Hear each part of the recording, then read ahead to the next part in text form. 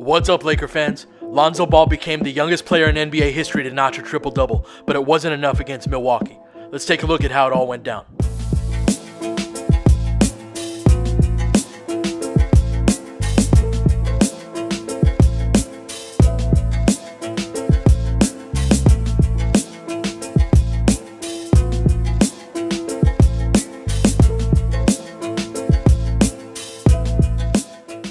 Lonzo had his first efficient shooting performance of the season, starting the game off by punishing this under by Bledsoe. They did that again in the second half and he got 3 free throws out of it. His shooting form didn't seem much different to me, with the exception of this one where his release point is higher than usual.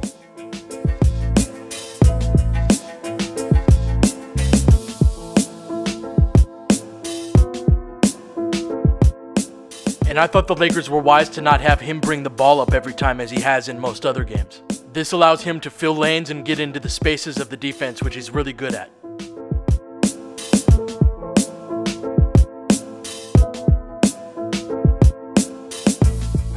Then he back-cut this overplay by Bledsoe to start the third to get an and one. Between his spot-ups, his cutting, and his transition play, 10 of his 19 points came when he was off of the ball. He had another opportunity right here, but he missed it. Bledsoe is playing this too high, and he should have slipped it. And he has to shoot this shot.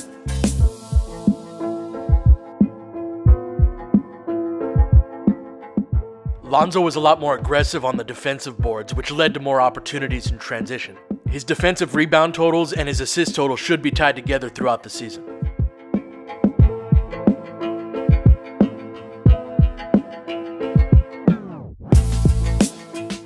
Even on a play like this, Lonzo doesn't get the assist and the basket doesn't happen until much later, but the defense is scrambling the entire time due to the hit ahead.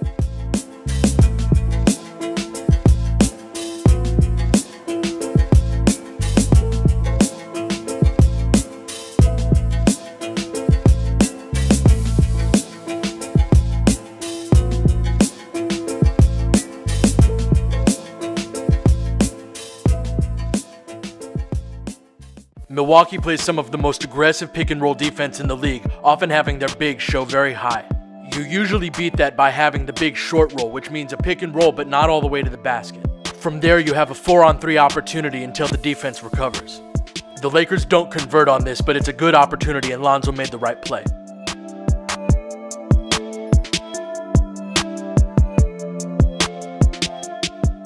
Luke Walton did a nice job of taking advantage of this at the beginning of the second quarter, and Lonzo got a couple of assists. You'll see Vanderbilt clear out of the corner and they overload the other side of the court. On its surface, this looks like bad spacing, but what happens is when the big comes over to hedge, there's nobody to tag the roll man, leaving him a free lane to the basket.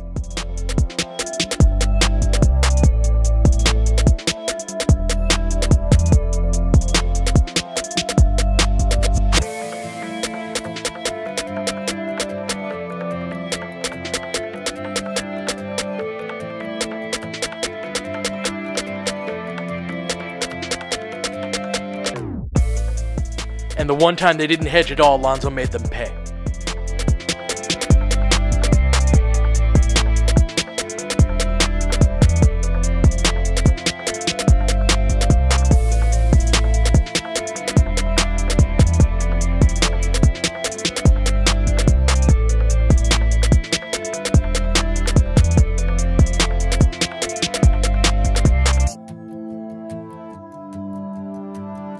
He added 4 blocks and 3 steals to his triple-double, and I do think the shot blocking is sustainable. He's able to stay relatively attached after the screen, and then he's able to 1-2 step and elevate in traffic. I don't think he actually blocked this, but they did give him credit for it, and it had the same impact as one.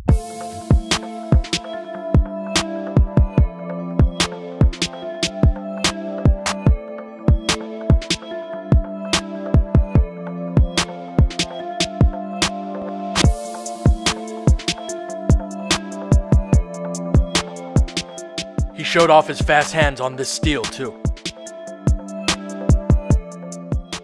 Then I love this one. He crouches down in the passing lane between Brogdon and Giannis, and Brogdon doesn't see him, throwing it right at Lonzo. He also had a few possessions of good positional defense, including a couple of times of stopping the ball against Giannis before help arrived.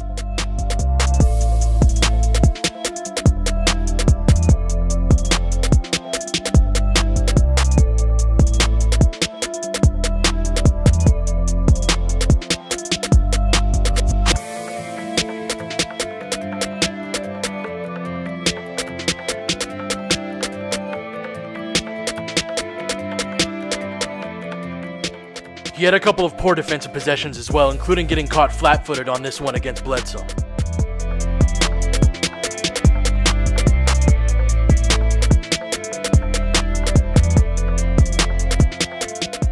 And then the Lakers' difficulties with ice coverage continued as Lonzo would ice, but the big wouldn't hedge.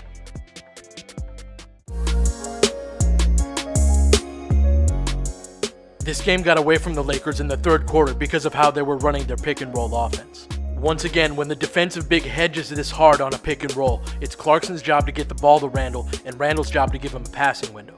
Neither of them do that well, the ball gets swung to KCP instead, and it's easy for the defense to recover.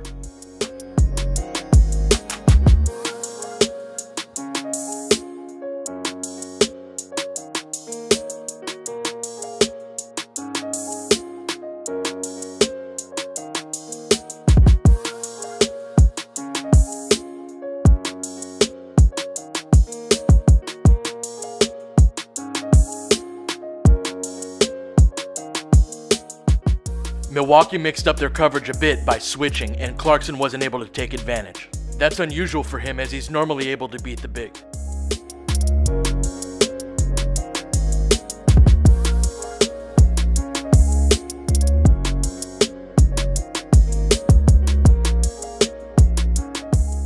And then when Lonzo got back in the game, he immediately made the short roll pass and hit Randle in the back. I yelled at my TV on this one.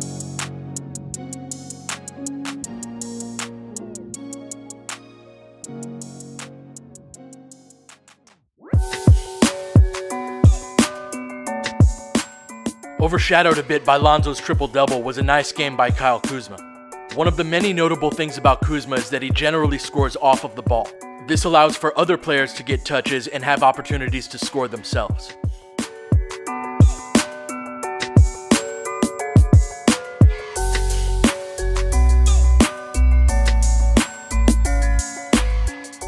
He was also opportunistic in transition. Here he closes out to the shooter and just keeps going, getting a layup on the other end.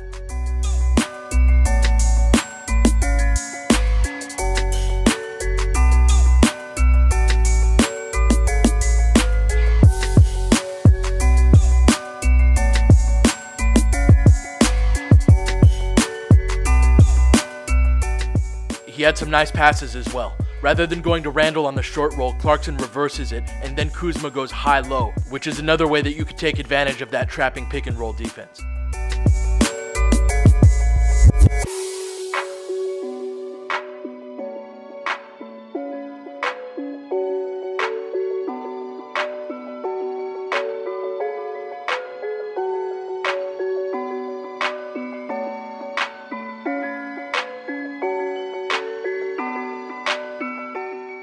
But he's turning the ball over a couple of times per game these days, usually because he's in a hurry with his footwork. As he gets more experience, he'll be able to execute these moves with more patience. He defended Giannis for most of the night, and there were some possessions where Giannis did things that you can't really do anything about, like this shot. But there were other possessions that I felt he could have done a better job on. For example, he's too upright in his defensive stance on this possession, so when Giannis initiates contact, he gets rocked.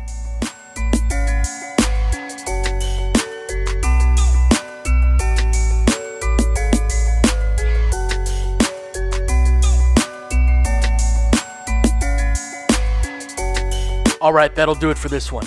The goal of Laker Film Room is to provide Laker fans with thoughtful content that helps you enjoy the game on a deeper level. I'm able to do that because I don't work for a major publication that wants me to cover the most sensational material because it gets the most clicks. As a result, I rely on the support of Laker fans to help me produce my work. If you believe in what I do, please click either the Venmo or Patreon link below. Thank you so much. I'll catch you guys next time.